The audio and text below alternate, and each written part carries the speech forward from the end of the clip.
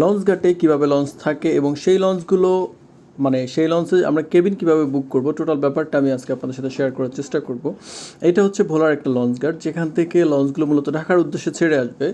আর এই ব্যাপারটা ছিল ঈদের পরে, যখন আমি ঢাকার উদ্দেশ্যে ব্যাক করব সেই দিনের ঘটনা। ওই দিন আমি আসলে মূলত কেবিন পাচ্ছিলাম না, কেবিন পাওয়াটা একটু টাফ ঈদের পরে, আপনারা কম বেশি যারা লঞ্চে যাতায়াত করেন জানেন। সো আমি ফিজিক্যালি গিয়ে কেবিন বুক করি।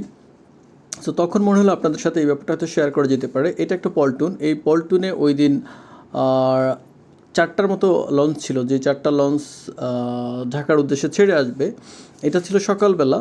তো এই লঞ্চগুলো মূলত বিকেল, দ্যাট মিনস সন্ধ্যার দিকে ঢাকার উদ্দেশ্যে ছেড়ে আসবে। আমি তখন অলরেডি কেবিন বুক করে ফেলছি, সো আমি একটু ফুরফুরে মেজাজ ছিলাম। তারপরে হচ্ছে এই লঞ্চ পল্টুনে আসতে হয় একটা সংযোগ সেতু দিয়ে, যেটা এখন দেখা যাচ্ছে যেখান দিয়ে আমি যাচ্ছি। এটা হচ্ছে সংযোগ সেতু। এই সংযোগ সেতুর পাশে কিছু ভাসমান দোকান থাকে। দোকানগুলোতে মূলত চিপস, কলা, ডাব, তারপরে কোমল পানি, পানি এই জাতীয় জিনিস খাবার দাবার থাকে। অনেকে হয়তো এখান থেকে কিছু খাবার কিনে লঞ্চে উঠছেন, এটা যার যার পছন্দ মতো আর কি।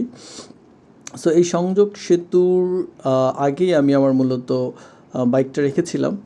সো আমার যেহেতু কেবিন বুক করা কমপ্লিট হয়ে গেছে, ওখানে মূলত কেবিন বুকের ক্ষেত্রে থাকে, কন্ট্যাক্ট নাম্বার থাকে লঞ্চে, প্লাস হচ্ছে ওখানে একজন ম্যানেজার থাকে। সো ওই ম্যানেজারের কাছে আপনারা ডিরেক্ট গিয়ে আপনার প্রয়োজন অনুযায়ী সিঙ্গেল কেবিন, ডাবল কেবিন যেটা দরকার ডিরেক্ট বুক করতে পারবেন। ওনারা হয়তো আপনার বুকিং নিয়ে, আপনার কাছ থেকে অ্যাডভান্স নিয়ে আর আপনার ফোন নাম্বার নিয়ে আপনাকে কনফার্ম করে দিবে। এই হচ্ছে, আমি টোটাল ব্যাপারটা কমপ্লিট করে ব্যাক করতেছি।